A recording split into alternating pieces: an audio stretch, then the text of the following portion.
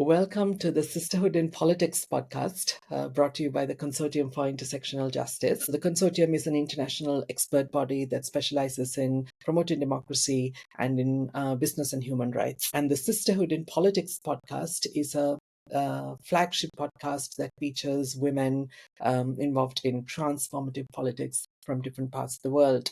So today for the Sisterhood in Politics podcast, we have a very special guest, Comrade Fatima Shahzad, who was a student leader and a very promising political figure in Pakistan. Comrade Fatima, Lal Salam, a very warm welcome to this space. Lal Salam, Comrade. Thank you so much for having me on the space. And this whole work that you're doing with Sisterhood in Politics seems extremely important because I feel more and more that in Pakistan there's a pattern now of women leading very important resistance movements. And to have those voices highlighted to build solidarity across borders with, especially in other regions of South Asia, and understanding the struggles we go through is more important than ever. So I think, this is the need of the moment, the work you're trying to do. Yeah. Bless.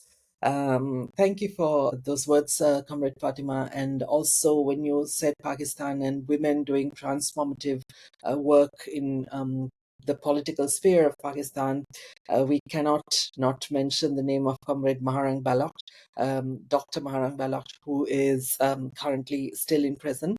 And more power to her and solidarity to Comrade Maharang.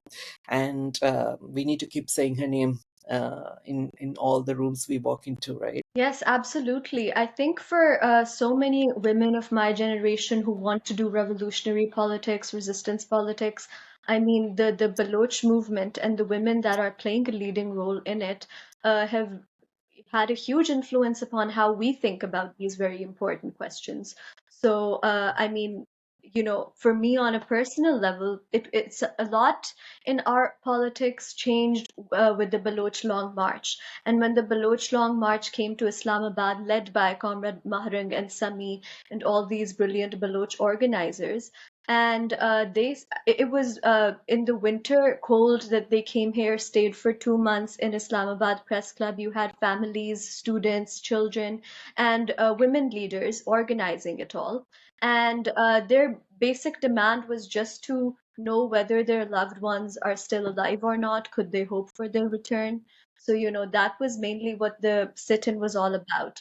And for people like myself who live in Islamabad, are from, the Punjab province, that is, it has a lot of privilege compared to other ethnic national, groups and regions in Pakistan. So it was when the people in Islamabad first got to see what the reality of Balochistan is beyond the headlines and the narrative that we are often given. And it was basically the reality of Balochistan in a microcosm at Press Club, and you got to go there and see that. And that is where, this sort of otherizing people and sort of erasing their resistance and their very humanity and their political traditions, that, we saw that narrative of the state and then the reality of what those people wanted, which we could all relate to and sympathize with.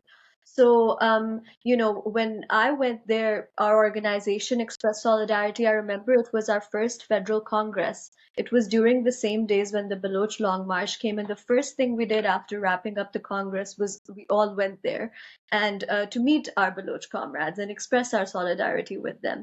So, the people of Islamabad started sympathizing a lot with Mahrang, and I would say that it should no longer be controversial to talk about Mahrang or Sami or their struggle because they are very much in the political mainstream of Pakistan right now.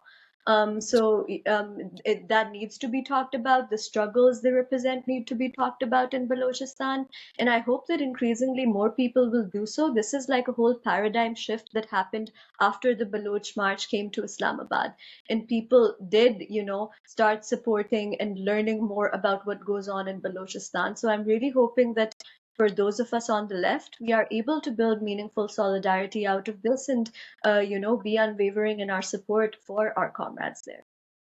Absolutely, 100%. And it's very good that you mentioned this, that the likes of Comrade Maharang, people who stand up for the rights, the basic rights, basic human rights of their people, especially in Balochistan, are no longer in the fringes of Pakistani politics. They are in the political mainstream, and that's a very important point. And Comrade, we will come back to the Baloch concerns and political challenges there later in the podcast. And to start off with, so once again, it's a great pleasure to have you with us today. So tell us about your current work as a student leader, and what is your role in the student movement, and what's the federations, the student federation you're part of, and what are your core principles, and how does your federation function, and kind of give us a picture of that structure.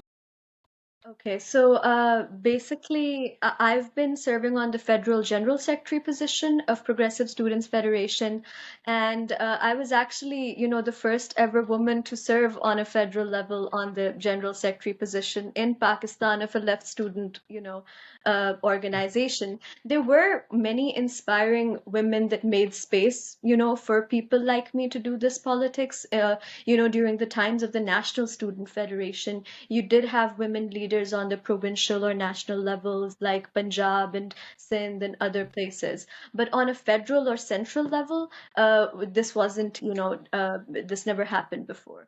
So that was like a major step for us. And also, since the ban on student unions, and which I will get more into as I discuss the work of PRSF, for the past 40 years, many people should know that unions have been banned in Pakistan. So we don't have student unions on our campuses. And that was done to, stagnate and to criminalize student politics. And it was done by the military dictatorship of Ziaul Haq. So basically, since then, it was also followed by a huge crackdown on left student organizations and all left and nationalist groups. So basically, 40 years onwards, the left in Pakistan, which is on, the political fringes and struggling for a revival, it was the first time where a left student organization was able to have a federal congress with, units in three different national, units or provinces, and have someone like, as a woman like leading that. That was a huge step for us. And the federal congress in itself was, and we see it as part of increasingly young people taking an interest in left politics, and that is happening. And I'm sure as we, go on with this conversation, we will get into some of the reasons they do, and some of the reasons, especially women, are not able to. But apart from that, the work of Progressive Students Federation is that, we struggle for basic students' rights, democratic and political rights of students, the for education to be accepted as a basic right for everyone. We struggle against the class-based and, discriminatory education system, whether it's along the lines of, class, gender, religion, ethnic background, all of those things. So we want, free access to a quality education for everyone, for all children. Like Pakistan has over 20 million children out of school. That is a horrifying figure if you look at it. And it's one of the countries where over 60% of the population is comprised of youth. So, what will become of these young people if they are not granted these very basic rights is something that, concerns us all, and is, an existential question about our future. So there's that. And then, of course, we believe in democracy and socialism. Those we want unions to be reinstated. We want our educational institutions to be democratic spaces that allow for students to become engaged politically and to exercise their will as political subjects in this system. And then we know that, these are eventually questions of the political economic system. It's not just a question of a broken educational system, it's a question of a capitalist or neoliberal education system that deliberately disenfranchises so much of the youth. So we know that, revolution is in that sense a necessity. So those are some of the values. As far as the history of PRSF goes, it was formed in 2017. It is a Mm, continuation of the National Student Federation. So the National Student Federation and early during the partition times it was preceded by the Democratic Student Federation. So that is sort of the left tradition that we come from, and mhm, especially during the 60s and 70s, the NSF was instrumental in overturning the dictatorship of Ayub Khan in the 68 movement. It mhm. sort of radicalized students into left politics, built solidarities between workers, peasants, movements of oppressed nations, and had a very like leftist and internationalist outlook in its politics. And it was later in the late 70s and 80s that due to the crackdowns, it was largely banned. I mean, one of the very fond memories we have of student politics and of how important and how resilient student politics was in this region is that right before the ban in 1984, General Ziaul Haq, when unions were still there, there were elections on many campuses, and this was after a huge disinformation campaign to criminalize student politics. And to make it, and there were outfits like the Islami Jamiyat-e-Tulba and these far right groups that were introduced on campuses, and it was during the late 70s and 80s that arms and violence first became proliferated on campuses. And it was to counter the narrative of the left, which was predominantly, influential among students. So even after all of that whole campaign and this malignment of the left in student politics, up till 1984, the last student union elections, even then in the biggest universities, including one of the biggest public universities, Qaid-e-Azam University, students still overwhelmingly voted for the NSF, and the NSF swept elections once again, even in that repressive political environment. So that is when, the ruling class decided that we cannot contain these students, and they, outrightly banned unions. And we haven't seen union elections since.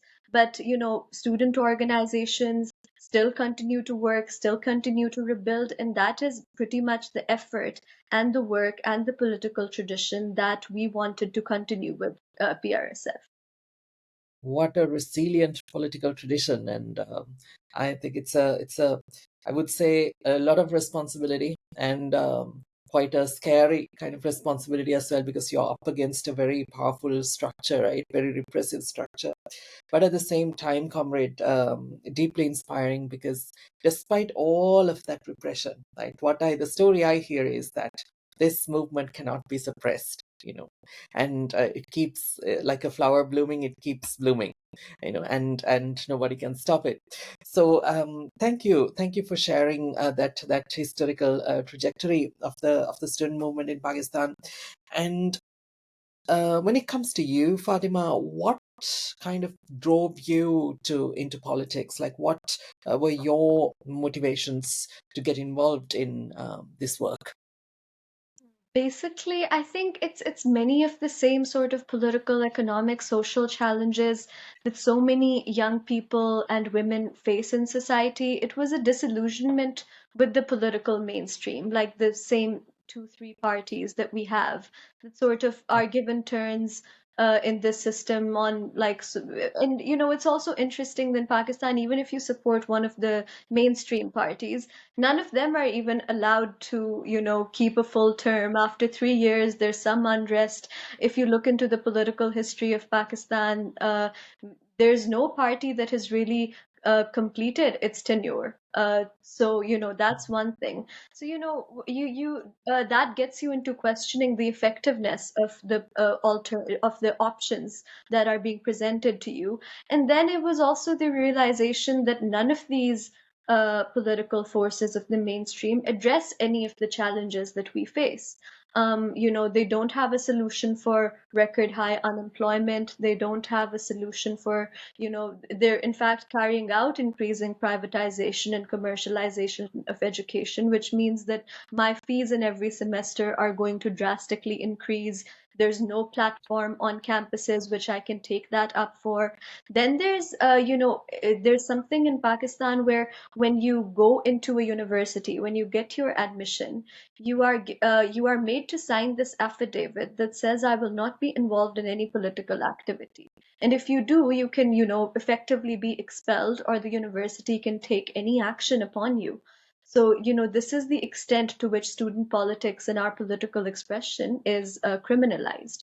So, it was things like that that, eventually, I think it's always true that despite whatever attempts the ruling class, does to keep us outside of politics, to keep different segments of the oppressed peoples outside of politics, I think the more there's repression, the more there's going to be resistance. They can't stop that. And that politicizes young people. And I consider myself fortunate that when I was starting to develop an interest in asking these questions, it was when there were two very major movements going on around me. So basically, there was the Student Solidarity March movement, of which our organization PRSF was there, and that's how I became a member of it. And it was a mass movement where students in over 40 cities across the country were holding demonstrations with very basic demands of union restoration, of an end to fee hikes and privatizations, of demilitarization of campuses. So that, and that also gave us it was all done under an alliance called the Student Action Committee, which had over 30 different student organizations within it. So we also got to, learn much more about different traditions of student politics and, their work in different regions. So that is one of the things that politicized me. The other was the Aurat March movement also going on during that time. And it was, at its peak. Um, so, it was after a long time that you had socialist feminist women taking to the streets on 8th March and sort of reclaiming this narrative, not of like a white Western feminism, not of a liberal feminism, but, sort of talking about the history of 8th March as Working Women's Day, and also linking it to the struggles of women from oppressed nations, from working class women, women in the middle class, and sort of, bridging all these struggles together. And so, those were two very, I think, huge moments in our political landscape that sort of got me into organizing and connected me with the people that I work with today. So even though those movements have subsided, that narrative and those organizations remain. So yeah, those were some of the reasons I became involved. Very good, very interesting. And it's very good also that you mentioned the Aurat March. That again has been a very inspiring, very important political movement, right? Given the repression, given the gender-based injustices, the sex-based injustices, sex segregation, and all of that, and the fact that there were women who came with a socialist feminist ethos to make a stand in public, that is something very powerful. So, Fatima, as a woman in student organizing in an Islamic republic and quite a patriarchal society, what kind of specific challenges, or I would say systemic barriers, have you faced so far in your journey? I think some systemic barriers are, common for many students, whether they are, men or women, like the, sort of criminalization of, our political and democratic rights that I just talked about, when when you go on campus, it's made very clear to you that if you become involved in politics, you cannot, you cannot complete your degree. There's going to be some sort of action taken against you by the university administration that is legitimized. Then I think there's also the fact of, student politics has been very systemically sort of not just criminalized, but the space for it has, shrunk with time. And that has been done in a very deliberate manner, especially for women. So, Mm, I think there's more research to be done on this, but in the groundwork that we do, in my experience of organizing, and as being a female student, there is certain restrictions that you get that like your male counterparts don't usually have to face. For example, many people might not be familiar with the fact that in Pakistan, hostel curfews for women start from 4 or 5 p.m. what are they supposed to do in the day if that is when they are supposed to be, in their hostels and not allowed to go out after that anymore? Then many universities sort of police and monitor female students that they can't go outside the campus premises when male students can, you know, and they will check, oh, who's picking you up, who's coming for you, who are you going with? So, there is this is, relates to the overall policing of women and our mobility, and how we, do we even have the access to interact with other people? I think such a central part of politics and organizing is the sort of relations you build with one another, the people you interact with. And, when women are sort of systemically pushed away from that, that's a systemic effort to get them away from politics and, to not have them involved. So, and then there's, because of the lack of women in public spaces, and, as you mentioned, it's in the Islamic Republic of Pakistan, we see that, religion here, uh, like all religions, it's often it's sort of a double-edged sword in the way that, there can be like your personal faith and how you want to practice it, and that's completely fine. But then we also see the ruling class leveraging religion to clamp down on very basic rights of women and all, people. And, we will get more into that in regards to student politics as well, because, for example, the Afghanistan war, or it was called jihad, against another, quote unquote Muslim country that Pakistan collaborated with.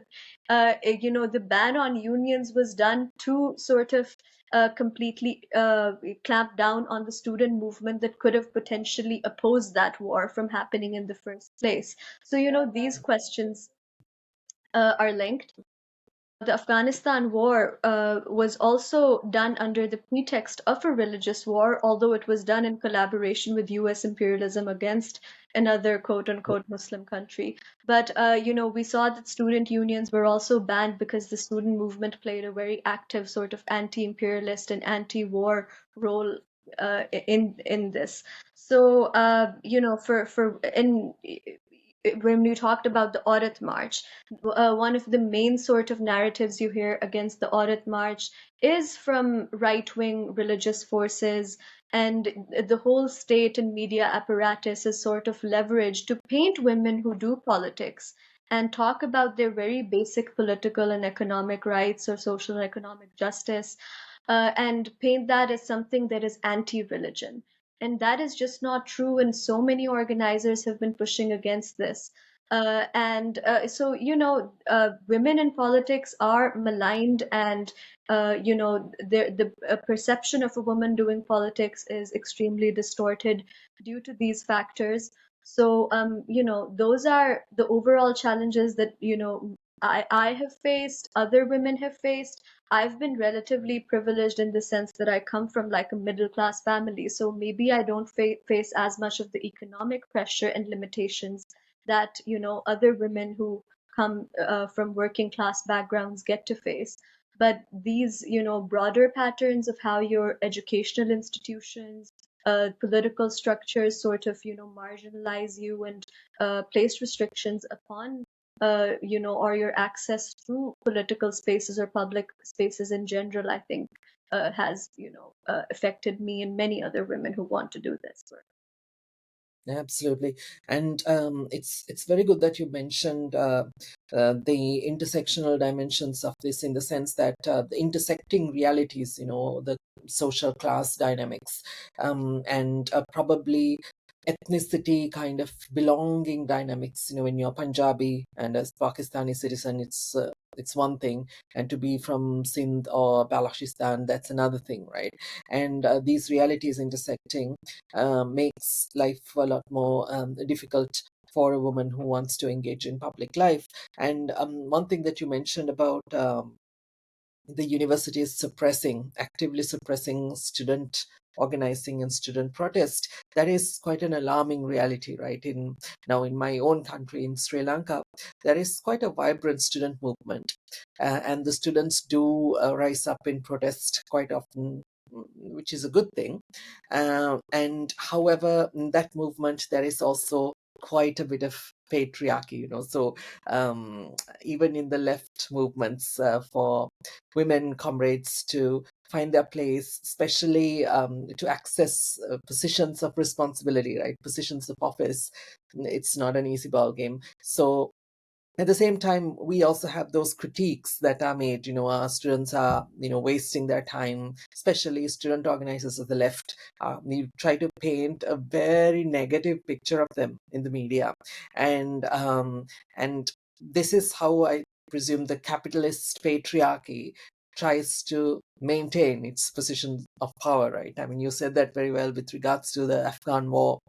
If the student leaders were given a stronger platform, if they had more of a say, the state would not be able to engage in that war with the same level of uh, carte blanche as such. And you see that in many places. You see that in Israel as well. If you're a woman, Jewish or Palestinian, within the state of Israel today, and you take a progressive stance against the politics of the Zionist entity, the Israeli state, the repression is quite staggering. So these are, I think, shared realities, right? And a lot of women from indigenous backgrounds in settler colonies, white settler colonies, face challenges that have quite a few shared realities between their lived realities and what you just shared, comrade. So there is space for internationalism and global cooperation, collaboration on these issues, because I mean, the way they say the personal is political, the local is also global in this case. So, Comrade Fatima, let's talk Pakistan.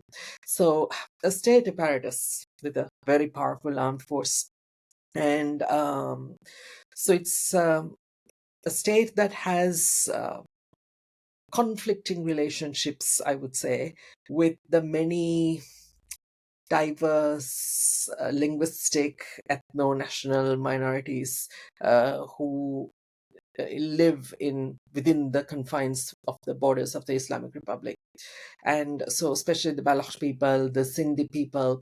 And when navigating, critical issues such as self-determination and political autonomy, control over natural resources in these regions, the state's reaction is quite a repressive reaction.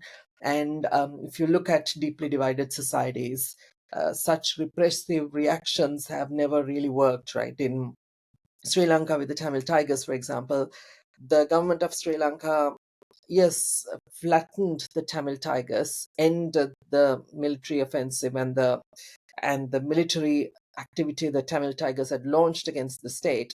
But the actual reasons that led Tamil youth to take up arms in the late 70s, early 80s, those issues have not been addressed consistently until this very day. So, instead of looking at political solutions to political problems, the state has this very repressive way of doing things. Now, the silver lining here, comrade, are political movements like yours. So when it comes to these critical issues, these self-determination issues, quite divisive issues, um, and also these issues concern basic human rights, the right to human dignity, and basic rights as such. What are the official positions of your student federation when it comes to these push and pull factors in Pakistani politics today, especially with regards to minority communities? Yeah, so I mean, this is a very important question, and it's often, uh, you can observe this in Pakistan that some of the biggest resistance movements that we currently see are to counter national oppression. So, that naturally means that, for the left, it's very important to, before we even take a position to condemn or praise any or political force or entity that is waging that resistance, it's first important to understand the roots of these things. Like you mentioned in the case of the Tamil, community. So in Pakistan, whether it comes to the Baloch people, Sindhi people, Pashtun, Gilgiti, Kashmiri, all these, different populations that have been marginalized and targeted through like state violence, military operations, economic, underdevelopment, disenfranchisement, and even the development that happens there is along very like colonial lines that never, sort of, uh, you can say, affirms or recognizes the political will and needs or requirements or basic rights of the people there, or even gives their political representatives a proper say in those things. So there's all those questions, and as far as the politics of PRSF on all these important questions goes, our official position has always been very clear that we unequivocally support the self-determination of oppressed nations. We don't think that it can be, a federation that works unless all these different ethnic national groups are given, a fair say in what happens to their natural resources, their labor, their land. So that is a very important aspect. And what we see, I mean, it's sort of, you get a very contradictory position from the ruling class on this, don't you? Because on the one hand, it is their policies that is breaking and dividing people more than ever. And then, that's at the center of it. That's the root of all the movements we see against state violence. I mean, if the state was to, and this is, you have a whole history of this. For example, I talked about the political tradition of the NSF and the DSF, from which we trace our political history. And one very important aspect within this is that also in the 60s and 70s, communists and nationalists came together to form the National Awami Party, which the NSF worked with. So the National Awami Party won elections in Sindh and Balochistan and in Khyber Pakhtunkhwa in the first democratic elections of Pakistan in 1970. But the governments were forcibly broken by the state, and the PPP was brought into power. It was the same election when the Awami League won in Bangladesh, and the democratic right or will of the people was simply, not accepted by the government, not accepted by the military, and instead what we got were military operations declared in all these regions and genocides of people to clamp down on these movements rather than address the very genuine grievances in this whole history that was there. So I think, the National Awami Party also was largely banned and cracked down upon and, disbanded. But, that is a part of our political tradition and one of those chapters in history where nationalists and communists came on one page to address these challenges we face, to see how the national and class question in Pakistan is interlinked. And so, tracing our tradition from there, that is, the supporting self-determination and national equality is very important for our organization. Then another position that we've always taken is that we never advocate for military solutions to these, problems. That's simply not a solution. You're supposed to negotiate with the political forces that represent the masses of people in those regions. So, that is one thing. And we've always been against, wars and imperialist operations and sort of this anti-people development. And, projects like, for example, in Balochistan, one of the greatest examples is Sandak and Drakodik, these mining and mineral projects that are going to extract the riches of that land and its mineral resources through investment and basically selling off those resources to particularly Canadian and multinationals from Gulf countries. And the people of Balochistan have no say in it and are not given any of those resources, or there's no development for the people there. So, we've always opposed, policies like that. And then for the student movement, it's always been very important to build solidarity because in many of these regions, access to education is deeply lacking. So you get a lot of students moving to urban centers, particularly within Punjab, for their education. You get Baloch students, Pashtun students, Sindhi students, students from Gilgit-Baltistan that come here and to get, especially in regards to, get access to higher education. And then it becomes very important for us to be able to we also get an opportunity to understand the political traditions and backgrounds and challenges that they face and come from. And that is one of the very important aspects that informs our organizational strategies and positions. So, for example, the demand that has always been for the student movement, even now, and it relates to our student, rights and political rights, is the demilitarization of campuses. There's why is there, military or security presence on our campuses? Why do they get to decide what books we read, what political activity or cultural activity we do? So, these are all aspects of that, and they affect the, oppressed nations and, ethnic national minorities you mentioned more and more. And so, we think that the task of our organization is to build that kind of solidarity that did once exist between our movements.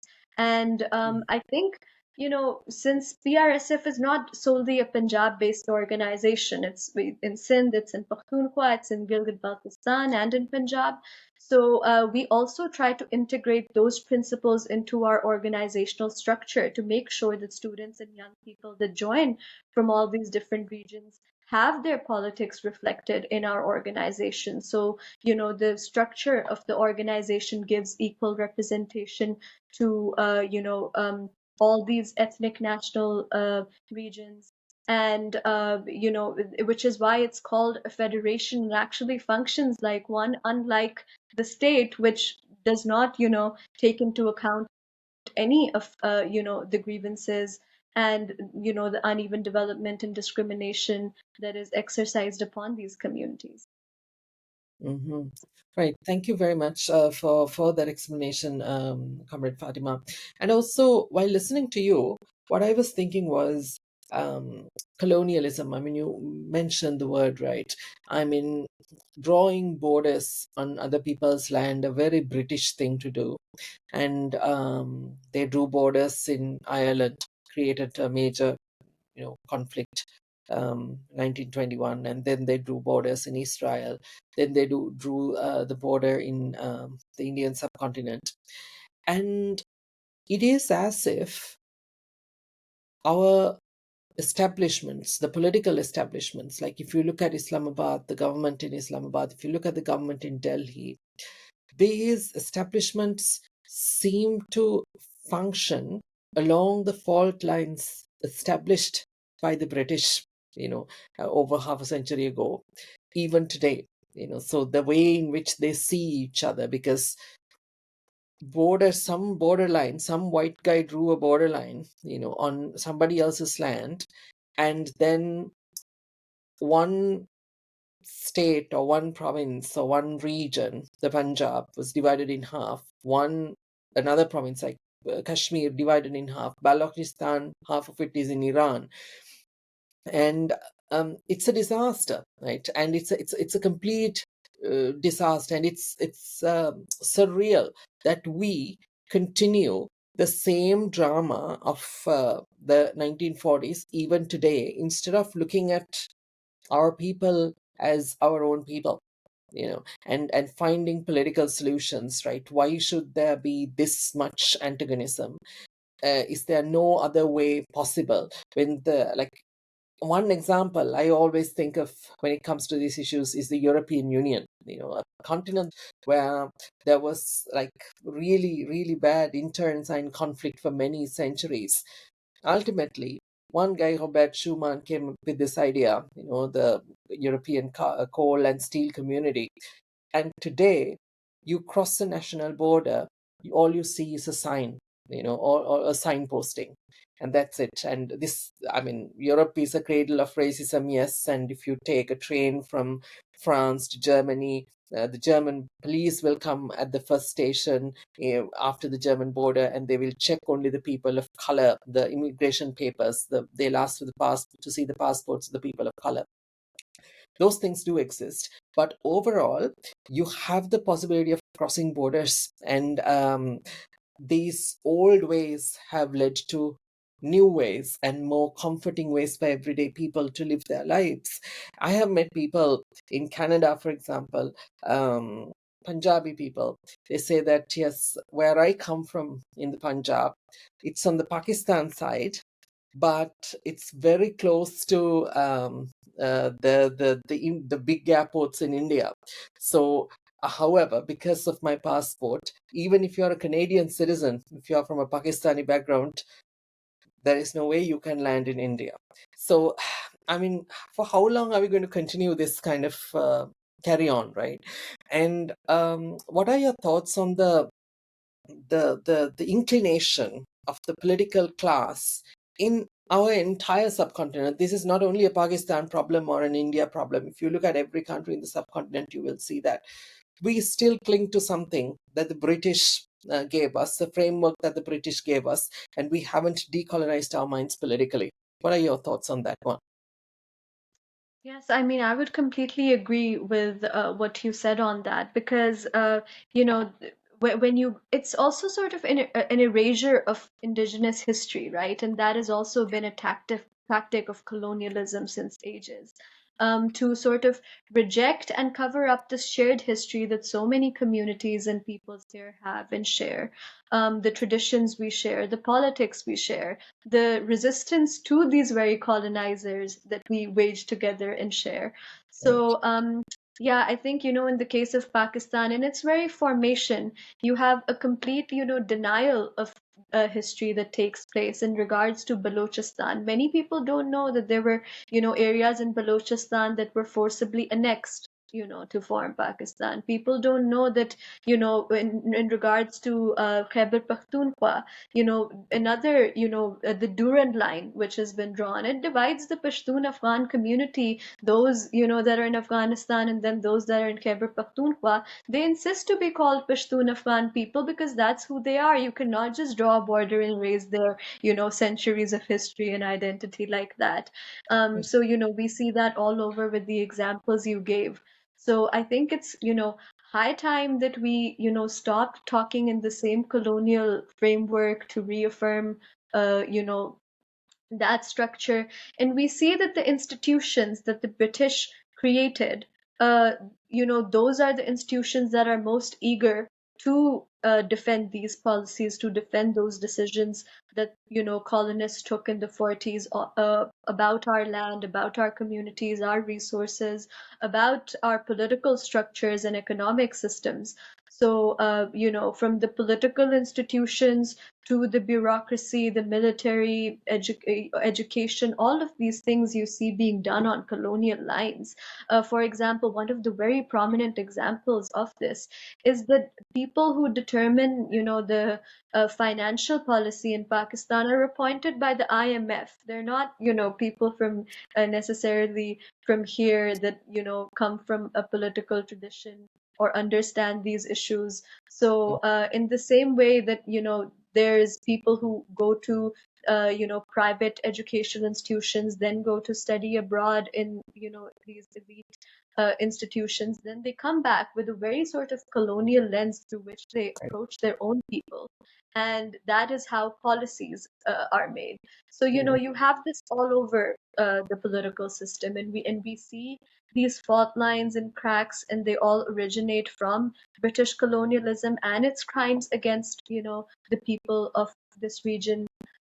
So yeah, I think decolonization, even if we were to, it's often framed in this sort of anti-state way. But I think when you are opposing, uh, you know, colonialism and genocides and slavery and all these crimes and oppression that was done upon the people there, then if anyone wants to frame that as anti-state, then you need to ask a question about what that state is based upon. And I think that is a question we need to ask.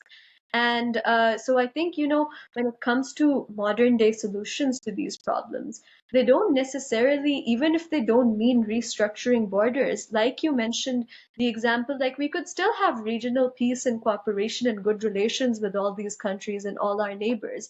Why do we need to stop people from interacting with one another? Why do borders have to be so heavily securitized? So those are all these countries, especially Pakistan, there's this insistence upon securitization, and the military budget is through the roof and everything. We could actually create a better life for the people within this country if we were to spend on public services and their basic rights and have peace with all our neighbors. And that is something the left has always pushed for, and I think we need to do that now more than ever. And the conversations that we are having, it's these are conversations and to be had in solidarities to be built with many of our comrades, particularly who are waging these regional struggles.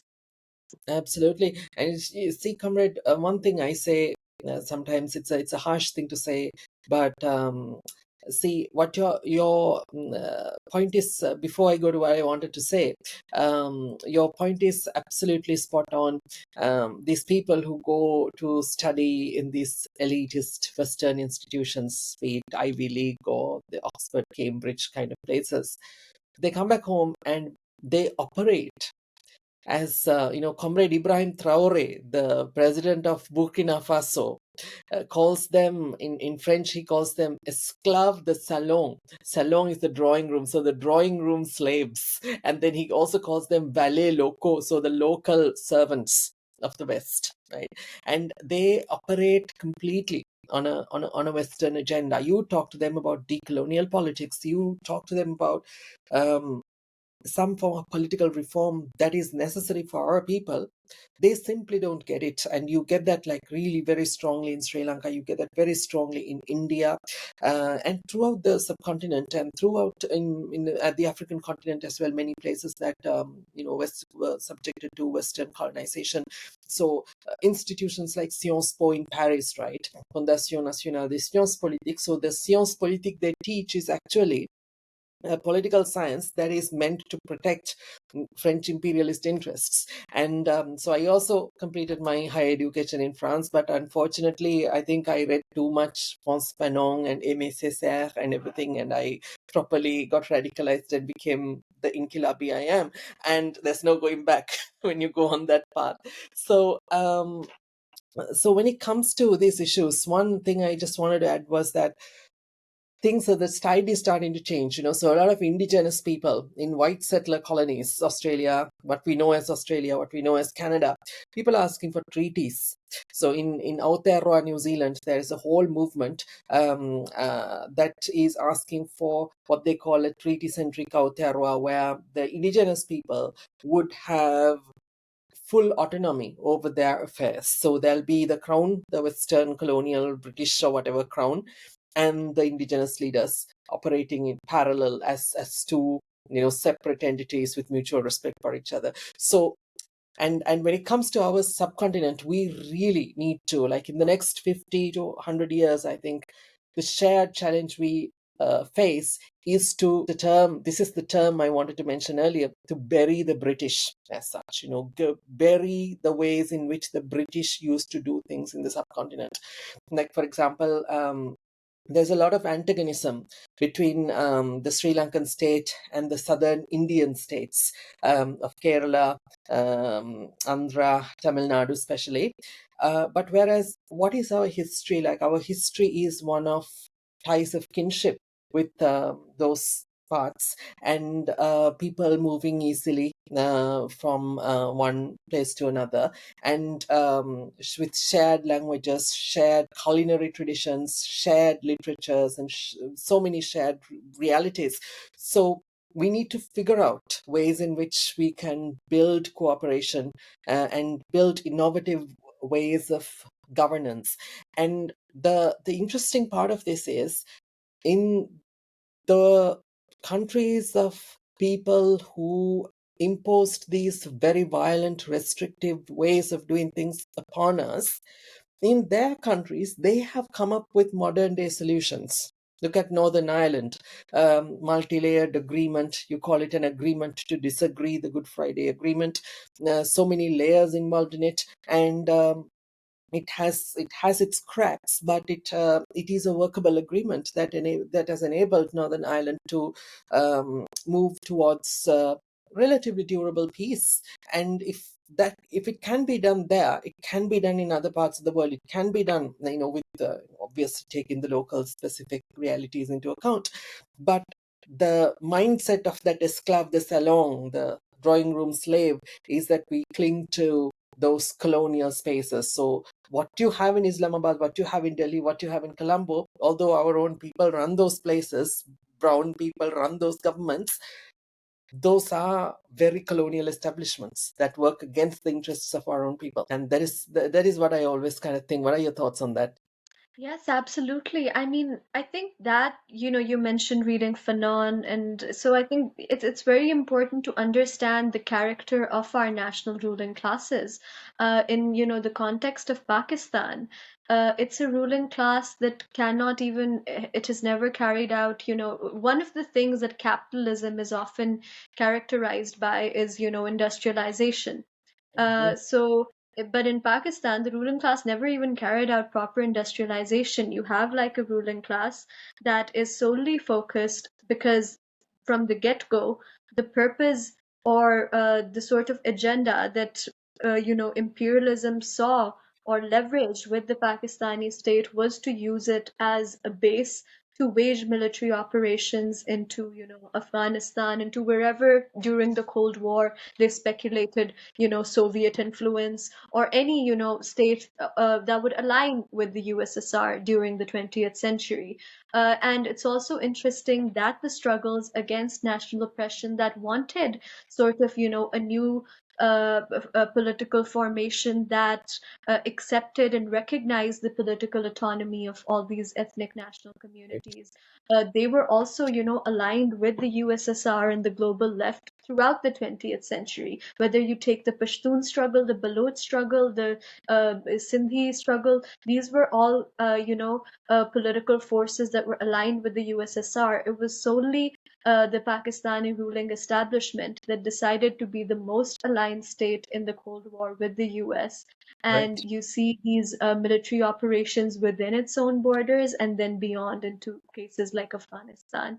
So, yeah, I think we have to really view whether this ruling class or national ruling class is even capable of carrying out any of the needs of what the people here require. And I think the revolutionaries like Bhagat Singh wrote so much about this. They were warning about the challenges that would come after even our independent struggles, even if we get formally recognized and drive British away from our lands. That does not mean we've ended colonialism for good. That means there's still going to be indirect, they're going to have institutions in place. They're going to have their own classes and sort of servants of imperialism essentially in place that are going to carry out their will even after you dispose of direct colonial rule.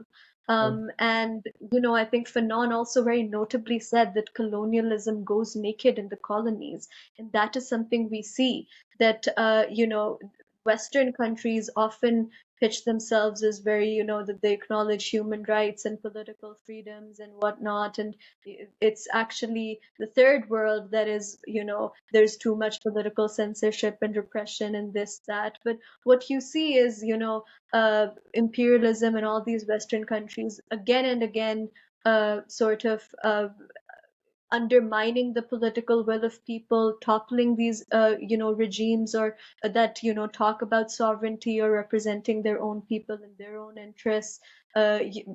Notable cases here have in Pakistan, it's been with, the NAP in the 1970 election in the Awami League. It's been again, even with the PPP, that was a compromise that when it, does any sort of nationalization of public services, does not, function solely on the IMF American agenda. You have, presidents and leaders throughout the third world being hanged and targeted with US backed coups and whatnot.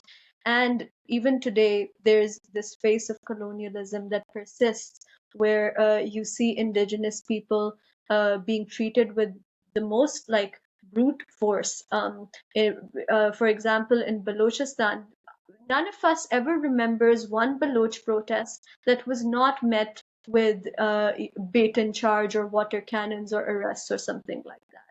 So, Mhm. all of these things, I think it's very important that we at least on the left, and this is also for people within these national movements, for us to overcome this sort of terminology and this framework of politics that the British and their, running dogs, to use Mao's term, left us with.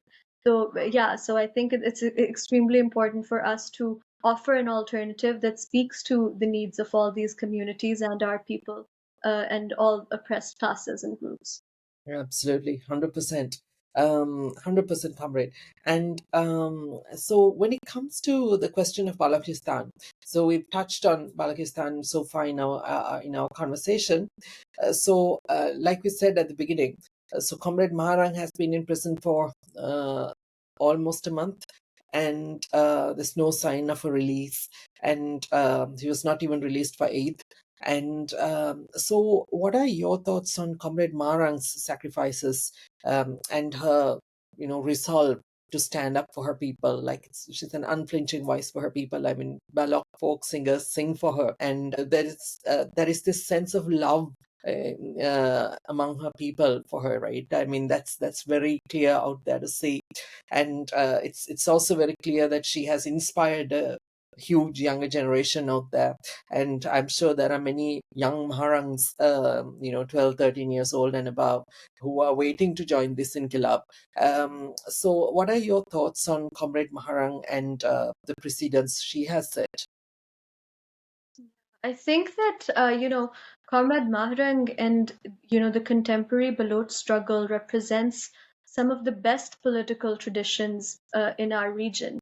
Mm, And I spoke in the beginning about what a deep impact on many political workers that the Baloch struggle, and how Comrade Mahrang and Sami Bean and all these Baloch women leaders are carrying it forward is having. So, first, it's also a huge shift in the Baloch movement, right? And the overall politics of this country, because you have many people used to criticize nationalist movements that, they have their own ruling classes there, the Sardars or whatever, and it's just about tribal conflicts, and it's not actually, a struggle of oppressed nations or something like that. Now, with people like Comrade Maharang and Semi coming in, and people are starting to recognize the very vibrant tradition of Baloch politics, how it is addressing, the question of student politics, what central role Baloch student organizations play within it, and then also the gender and class question within it. So, the contemporary Baloch struggle is led by common Baloch people who want an end to the Sardar Vadera system, a complete abolition of that in, Balochistan. And you see people like Mahrang very overtly saying this in their speeches.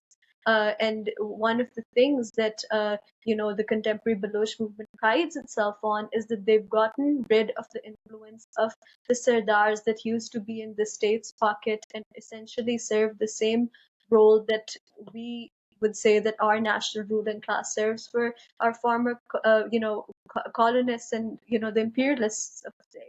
right. So there's that, and then I think the Baloch struggle, it lays bare some of the worst aspects of state violence, of the limitations of the political system, and how it's just not, even willing to accommodate the voices of Baloch people and their concerns.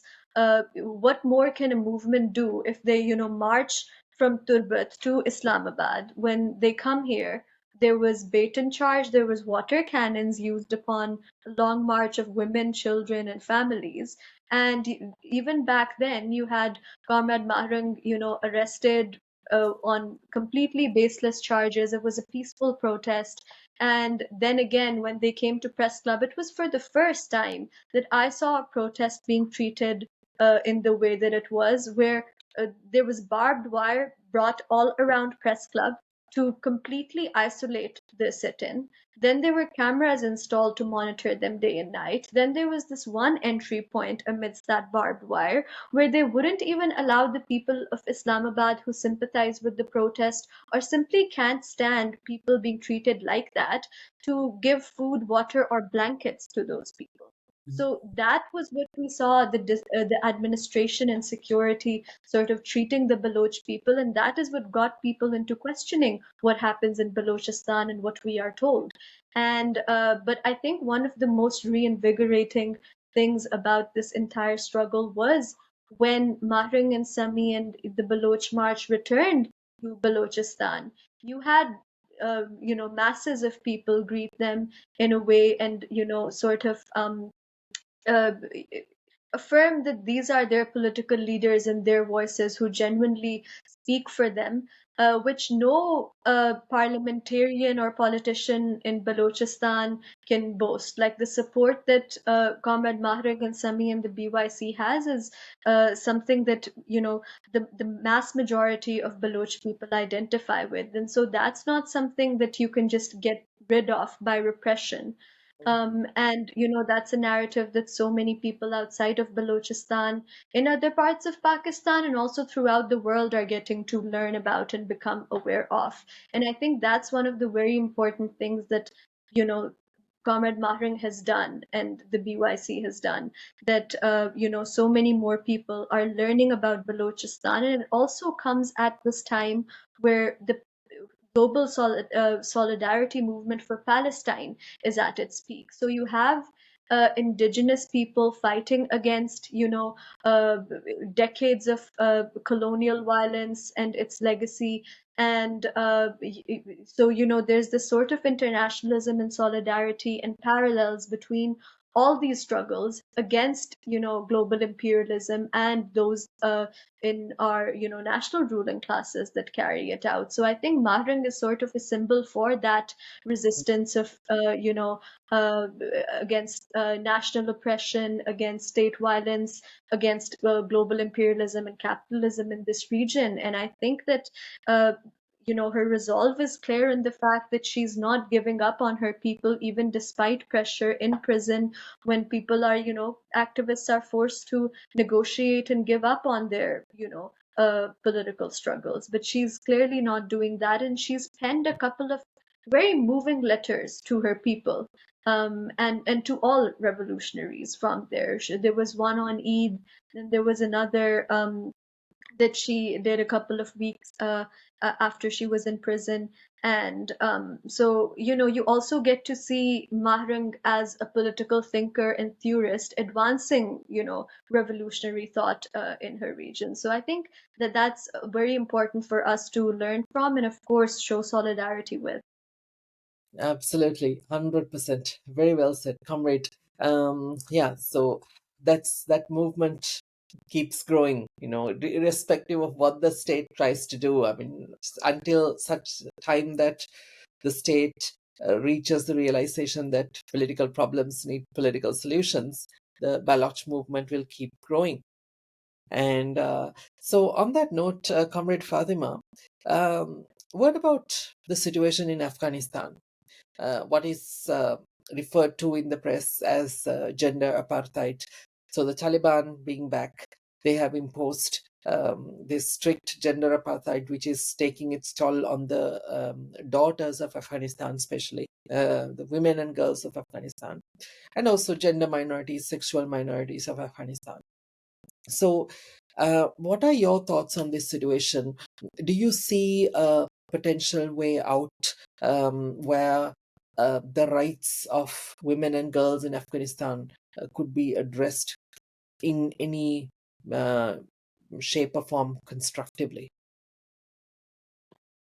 Yeah, I think it's a very important question. So when we talk about Afghanistan, I think firstly it's very important to for those like myself, as someone who does left politics in Pakistan, there's some facts that need to be reckoned with before any position on Afghanistan or what's happening is, laid out. Of course, firstly, I think, uh, all people need to show solidarity with Afghan women and girls who are being denied the very basic right to education simply because of their gender. That's unacceptable, and I think it rightfully raises a question on the Taliban regime about, whenever there's a nation building project, after, imperialist wars, interventions, imperialist backed regimes, if that project is to be legitimate, one of the first things you see is major educational reforms and governments prioritizing education of their people. But when you disenfranchise 50% of the population from that, then that would, rightfully so, people would question about what it is you want to build, and how much of the people do you really represent. But also, when it comes to Afghanistan, I think it's very important to, when we talk of building solidarity, when we talk of, these struggles for our very basic rights of education, healthcare, the right to life, and, to have our political and democratic rights, it's also very important that, for someone like myself in Pakistan, we need to recognize uh, that we are one of those countries that was responsible for collaborating with US imperialism to wage a war in Afghanistan. Um, so, that is connected very deeply to the question of student politics, as I noted before, that, one of the reasons for the ban and criminalization of student politics was to legitimize and, smoothly carry out the Afghanistan war. We also, during that time, very well, like, people remember who armed the Taliban, who created the Taliban. It was the very US imperialists that today would pretend that they care about human rights in Afghanistan. I mean, least of all, like women's rights. So I think there's an insistence by the people of Afghanistan, the women of Afghanistan, and of all oppressed, communities, and those of us that wage these struggles in the third world, that we don't want our narratives and our movements being appropriated or Right. defined by what Western institutions and Exactly. a political elite and their uh, figures have to say about this, because we know very well that they are the ones who overturn our sovereign and democratic regimes again and again. Right. Those that drop bombs on you and carpet bomb your neighborhoods and schools and libraries to and hospitals to rubble don't, on the next day, can just come and pretend to care about, the rights of women. And I Right. think, when particularly in our work with in regions like Khyber Pakhtunkhwa, particularly the south of Khyber Pakhtunkhwa, which has been very deeply affected as part of this entire war on terror and the Afghanistan war before that, uh, where I mean, these are war-torn regions, and what people will tell you is that first we expect the INGOs and Western think tanks and, institutions to come in and build this sort of narrative that appropriates our struggles or questions and completely erases the history of a society that has a very vibrant politics and is trying to advance these questions, just like, Afghan women are. But to not have it, appropriate by these institutions, but they come in, and then after that, that is followed always by a US backed military operation. So that is the pattern we see again and again. So, our solidarity must center anti-imperialist, anti-capitalist, and voices against patriarchal discrimination, violence in Afghanistan. So and and see how that relates to our politics and what forms of politics here would better serve that too. So. 100%, 100%. That's the food for thought the world needs to, when it comes to the crisis in Afghanistan, because many people say they want to appeal to the West to address this issue of gender apartheid, but it doesn't work like that, because the Taliban also fought against the West for a long time, and the Taliban, like you rightly said, is also creation of the US military industrial complex. And so the West is not going to be um, taking action on a structure that works according to their plan, basically, right? So you highlighted that very well. Thank you for that answer, Comrade. So, Comrade Fatima, moving on, would you consider your brand of politics to be feminist politics? Yeah, absolutely. Absolutely. I think, it's also in officially in as part of our manifesto, our ideological position, we do consider ourselves a socialist feminist organization and a communist organization. So basically, the work of PRSF, we've been very closely involved in, co-organizing and mobilizing for in the feminist movement in Pakistan, whether it's the Murat marches that the trans community organizes for their basic rights, particularly in Sindh, and it's to counter this sort of colonial framework of gender that has been imposed upon this land, and then. Whether it's the Aurat March movements, PRSF has been always very closely involved, not just participating but also organizing with these collectives.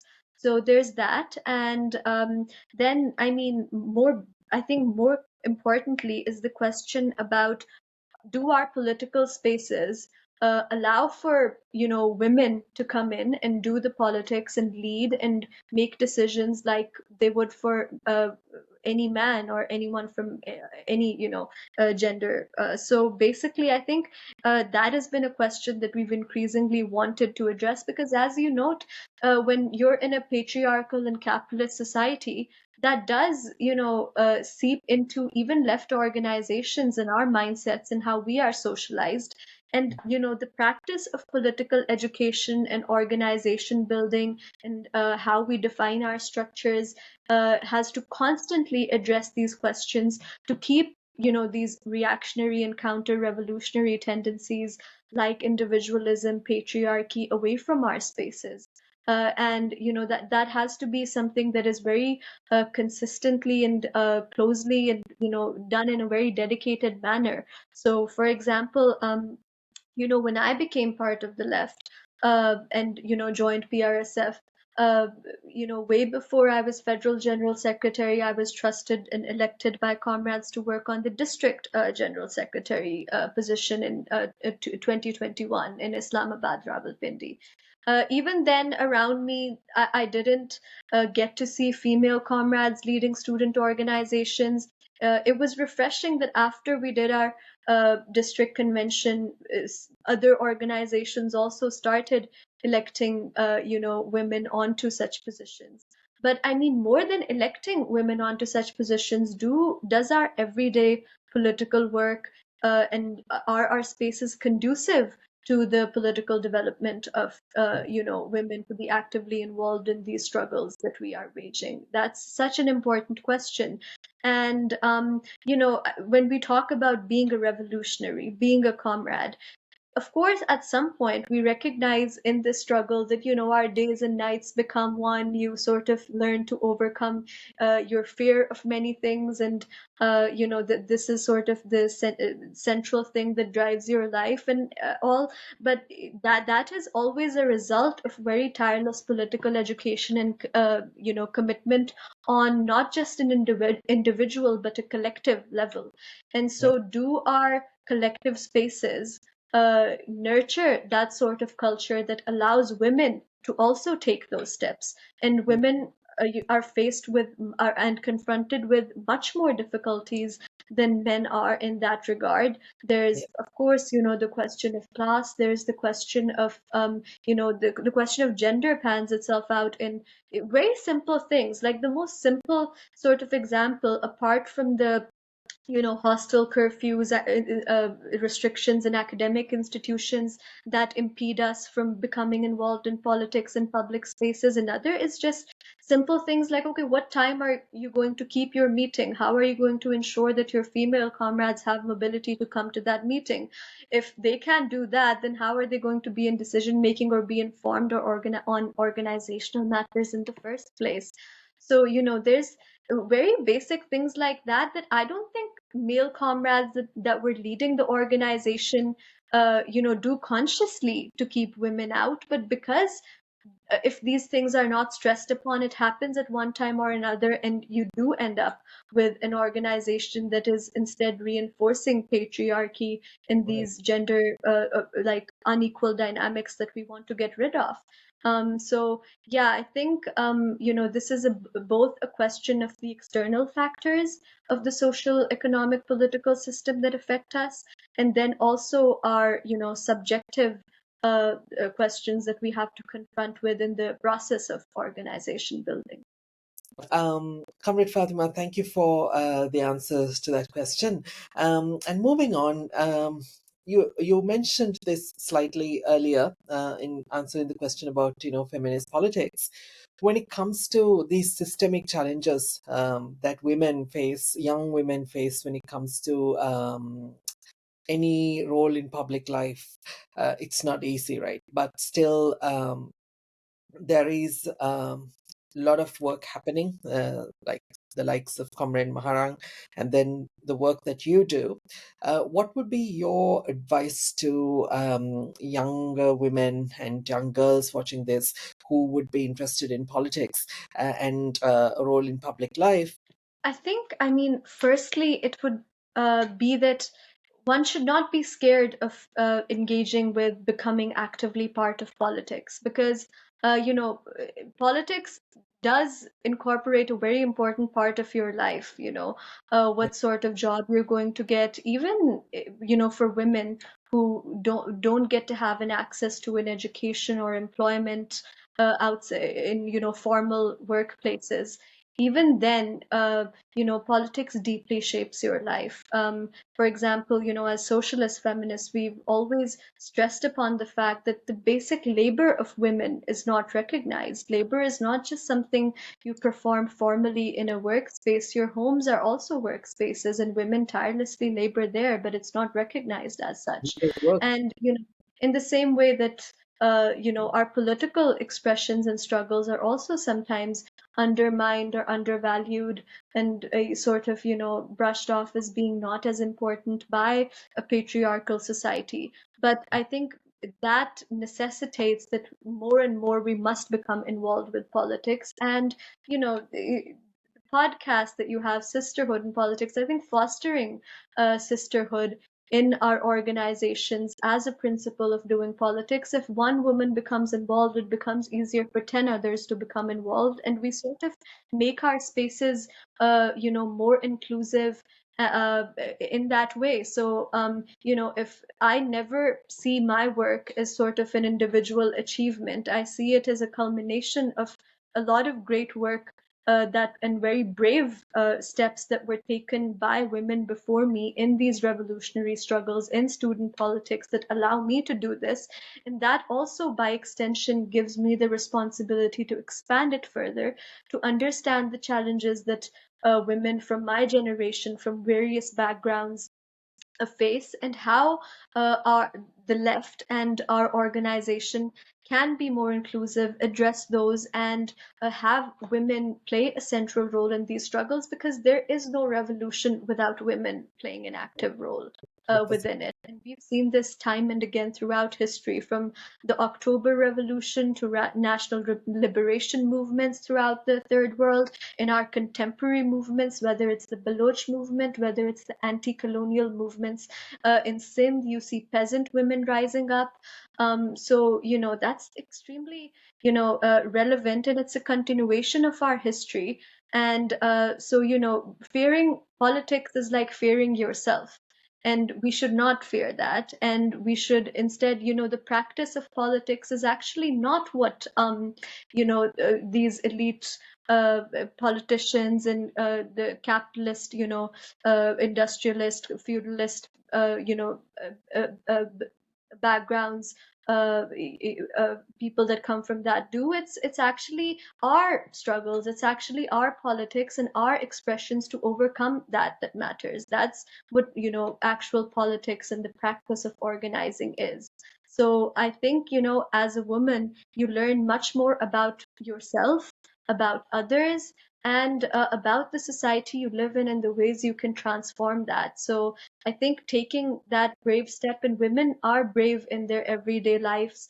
anyway. I mean, homes are not just secure places for women. They tirelessly labor in the homes and face a lot of challenges there. And in every major movement, the reason we see women playing such fearless and resilient role in all these movements is because women from the get-go are made to sacrifice and struggle even more so and bear burdens that others are not in the society. So I think, women are have such a focal role to play in politics, and our political strategies and struggles need to be equipped by what women have to give them. So yeah. 100%, 100%. I fully agree.